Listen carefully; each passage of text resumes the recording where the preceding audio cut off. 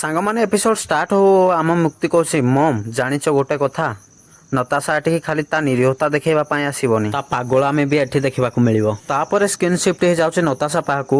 ସବୁ ରାଗରେ ସବୁ ଜିନିଷ ଗୁଡା ଫିଙ୍ଗୁଛି। ଏଇଆ ଦେଖୁଛି ଆଦି କେମିତି ଇଏ ରାଗରେ ଫିଙ୍ଗୁଛି ସବୁ। ତାପରେ ଇଏ ବି ଦେଖୁଛି ଆଦି କି ସମସ୍ତେ ଏହା ଦେଖିକି ସକ୍ ହେଇଗଲେ, କାହିଁକି ନା ଆଦି କହିଛି ନତାଶା ଯାଇକି ଅମ୍ବିକା ଘରେ ଅମ୍ବିକାକୁ କ୍ଷମା ମାଗିବା ପାଇଁ।